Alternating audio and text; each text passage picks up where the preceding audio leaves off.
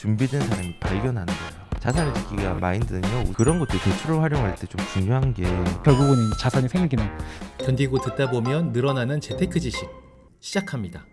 그 부동산의 기회는 다가오는 게 아니라 준비된 사람이 발견하는 거예요. 아, 맞습니다. 왜냐하면은 나 아무것도 모르는데 이게 기회일까? 그럼 기준이 없이 가다 보면요, 맞아요. 시장 심리에 휘둘려요. 네. 근데 그렇게 하면 안 되고요.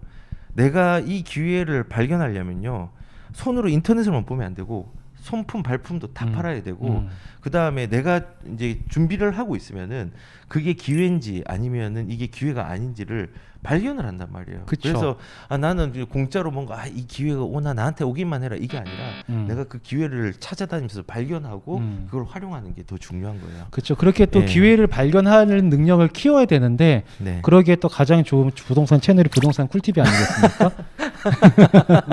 아 그런가요? 1인 1 홍보. 예, 어차피 좋습니다. 큰 채널이긴 하지만. 예, 아니, 큰 채널은 아니죠. 그래서 네. 자산을 지키기가 마인드는요, 우선은 시장에 너무 일일일비하면서 반응을 예민하게 하지 마라, 휘둘리지 마라. 그리고 두 번째는 자산의 규모를 축소하지 마라. 어떻게든 자산의 규모를 늘리는 방향으로 투자를 해야 되고, 지금은 똘똘한 채지만은 나중에는 이제 현금 흐름들이 생길 거예요. 왜냐하면은 뭐 이제 집을 샀는데 그거를 전세를 두고 나머지 돈과 내 현금을 합쳐가지고 집을 한 채를 더 살 수 있는 거고, 그리고 전세값이 올라가면 현금 흐름이 생겨서 그쵸. 또 확대를 할 수 있고 숫자를 늘리는 시기도 올 거니까 일단은 지금은 만약에 집을 산다고 하면은 내가 지금 10억짜리 집을 팔았는데 5억짜리로 갔어. 이거 진짜 나쁜 행동이에요. 더 좋은 데로 가야 돼요. 네. 예, 그래야지 자산을 지킬 수 있어요. 그래서 자산의 규모를 축소하면 안 되고요. 그 다음에 또 자산을 지키기 위한 마인드가 뭐냐면 비과세를 너무 좋아하지 마라. 비과세는요, 나를 우물 안에 가두는 행운이에요. 그리고 내 테두리를 미리 제한을 하는 거예요. 네. 그래서 예전에 제가 그 한비아의 그 지도 밖으로 행군하라는 책 중에서 비유가 뭐였냐면은 코끼리를 처음에 훈련을 할 때 다리를 쇠창살로 묶어둬요. 쇠사슬. 예, 쇠사슬로. 네. 그래서 그걸 막 움직이려니까는 못 움직이잖아요. 그렇죠. 근데 나중에 어른이 되었을 때 거기에 익숙한 사람이 여기를 집시 이런 거 있죠. 네네. 쉽게 끊어진 줄. 네. 그걸 다리로 묶어도 가만히 있어요. 왜냐? 자기를 한정지었거든. 나는 이걸 이미 할 수 없다. 그렇게 하면 안 돼요. 그게 뭐냐면은 부동산의 비과세를 활용하다 보면은 더 이상 나아갈 수가 없어요. 왜냐하면은 내가 5억짜리 집을 비과세를 받아서 6억짜리, 7억짜리 간다. 이게 아니라 집 개수를 늘리는 자산의 규모가 크게 확대가 되거든요. 지금은 개수를 늘리는 게 힘들지만은 그 개수를 늘리기 위해서는 비과세를 포기해야지 개수가 늘어나고, 그 개수가 늘어나는 게 사실은 자산 규모가 확대되는 거예요. 사실 비과세 생각하시는 분들은 다 1주택자이신 분들이 생각하시면 그렇죠. 되고, 예. 이제 2주택 이상부터는 비과세가 안 되잖아요. 네. 안 되죠. 근데 자산이 많고 확대가 되신 분들은 2주택, 3주택자이신 분은 더 많은 건 맞고. 그렇죠. 그래서 저도 일찌감치 그 비과세를 포기했습니다. 비과세를 포기했는데 진짜 저도 저희 지인들도 그렇고 상담자 보면은 비과세를 할 거예요 말 거예요 이 고민들이 너무 많아요. 근데 지금 뭐 나중에는 또 다른 전략들이 있겠지만 지금 상황에서 가장 큰 오판을 할 수 있는 게 비과세에 집중하다 보면 자산의 규모를 늘릴 수 없다. 이 기준을 가지고 가야지 자산을 지킬 수 있는 마인드를 가질 수 있는 거예요. 그 비과세를 포기할 수 있어야 된다라는 말씀은 네. 이게 오해하는 분이 생길 수도 있을 것 같아서 일가구이신 분들이 네. 실거주 2년 해야 비과세가 되잖아요. 예, 예. 요것도 비과세인데. 예, 그거는 지켜야죠. 그렇죠. 예. 요건 지켜야 되는 거죠. 일시적 1가구 2주택 이런 그쵸, 거죠. 그런 예, 거죠. 근데 예. 이제 소장님 말씀하신 거는 내가 1가구가 있어. 예. 근데 두 번째 집을 사거나 세 번째 집을 사게 되면 취득세도 많고 양도세도 많고 하니까 글로 발을 안 디디려고 하지 말고 예. 그쪽으로 가는 것도 세금은 내지만 그렇죠. 자산의 규모는 커질 수 있다. 맞습니다. 그리고 비과세로 실수할 때도 있어요. 뭐냐면은 극단적인 예를 들면요. 이러면 네. 확 와닿을 거니까. 강남 집이 기존 주택이고 네. 새 집을 군부대 많은 천원을 새 집을 샀어. 천원 샀는데 이거 강남이 비과세가 되네. 네. 강남을 비과세를 받기 위해서 강남을 팔았어. 어. 그래서 1,000원을 이제 가져간 거예요. 네. 잘한 거예요, 잘못한 거예요. 잘못한 거 아닙니까? 엄청 잘못했죠. 그쵸. 비과세 때문에 이거는 자산을 축소시킨 거예요. 더 크게. 그렇죠. 원래 비과세를 하려고 하면 뭐 더 좋은 데로 가면서 비과세를 하는 경우도 있는데 방금 네. 이거는 축소한 경우예요. 이거 진짜 잘못된 거예요. 이거는. 그렇죠. 그렇기 때문에 비과세는 실수를 나오게 하는 어떤 케이스도 되게 있고 그다음 비과세에 집중하면은 자산의 규모가 확대되지 않는 약간 것도 있고 이런 느낌이네. 이렇게 눈이 이렇게 탁 갇혀지는. 우물 안에 개구리. 예. 이렇게 보게 돼요. 예. 근데 뭐 이번에 사실상 그 거래가 급매들이 나오면서 가격들이 낮춰진 것들이 대부분 일식 1가구 2주택 비과세가 기한이 정해 있으니까 그거를 소진하기 위해서 나온 것들이 되게 많거든요. 그래서 저는 자산 지키기 제일 중요한 것 중에 하나, 덕목 중에 하나가 지금 과정에서는 비과세만 좋아하지 마라. 비과세를 포기할 때 더 자유로운 마음들이 생겨집니다. 맞습니다. 왜냐하면 자산을 더 확대할 수 있으니까. 그러니까요. 한정짓지 않으니까. 그러니까 너무 예. 와닿는 말씀이에요. 예. 아까 코끼리 비유가 예. 찰떡이었습니다. 네. 찰떡 같았습니다. 저도 줄을 끊어보도록 하겠습니다.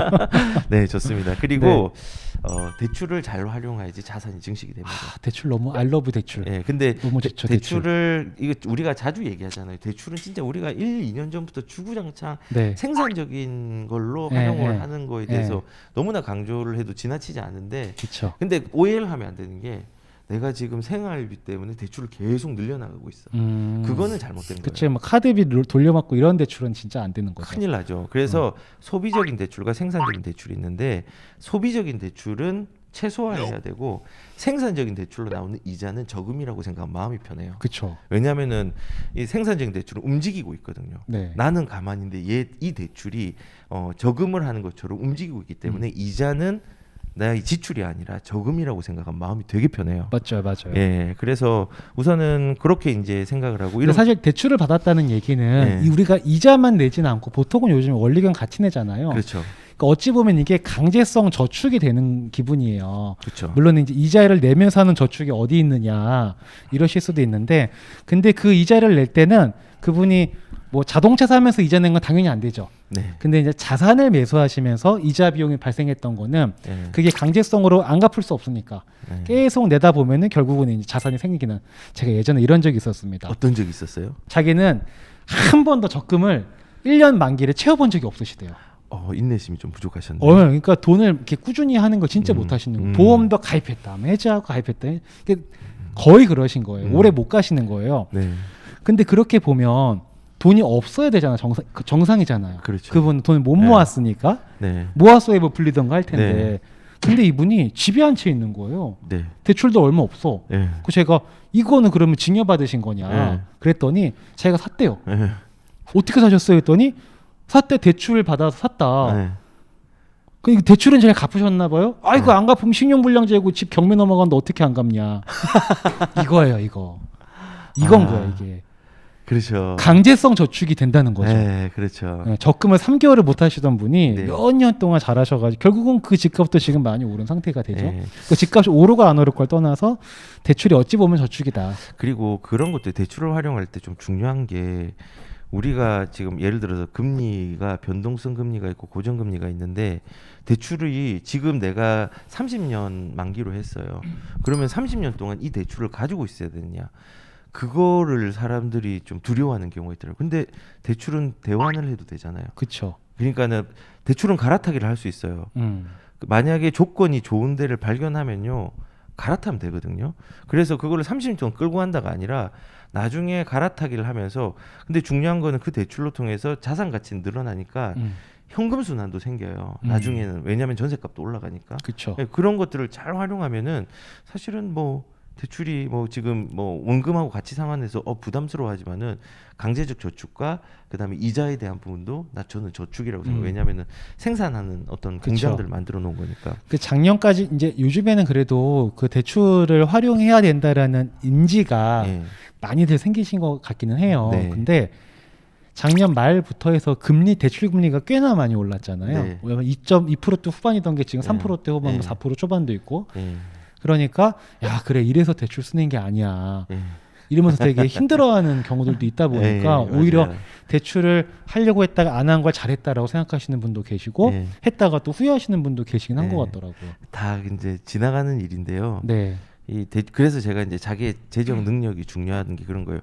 예를 들어서 A라는 사람과 B라는 사람이 대출을 한 3억을 했어요. 네. 근데 A라는 사람은 연봉이 300이고요. B라는 사람은 1,000만 원이에요. 네. 그럼 A라는 사람은 대출을 똑같은 금액이지만은 조금은 버겁죠. 버겁게 한 거고 네. B라는 사람은 더 잘못한 거예요. 네. 더 해도 돼요. 더 해도 돼요. 그러니까는 이게 절대적인 기준이 아니라 내 소득 수준과 그 소득 수준을 지속할 수 있는 기간과 네. 이런 걸 내가 점검을 해야 된다. 그쵸. 그 점검을 한 다음에 이 무리를 해야 될 사람 있고 무리를 절대 하면 안 되는 사람 맞습니다. 구분되는 거예요.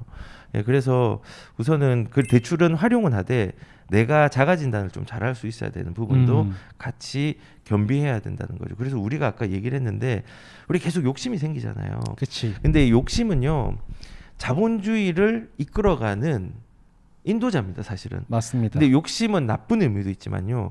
그게 우리 자유시장 경제에 이끌어 나가는 원동력이 되는 거예요. 근데 그 원동력을 그냥 무작정 끌고 가기만 하면은 사고가 일어나요. 그렇죠. 브레이크가 있어야 되는데 그게 바로 컨트롤입니다. 컨트롤을 해야 돼요.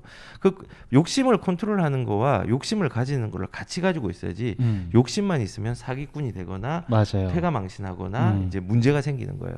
그래서 이제 그런 부분들을 좀 잘 염두하면서 대출도 접근하면 좋겠다라는 거예요. 그냥 욕심은 가져야 됩니다. 네. 하지만 그 욕심을 과하게 가지면은 문제가 생길 수 있으니 그쵸. 그거를 자기가 뭐 우리 코로나 자가 시트로 점검하는 것처럼 항상 그런 점검할 수 있는 기준을 세우고 가는 게 되게 중요하죠. 맞아요.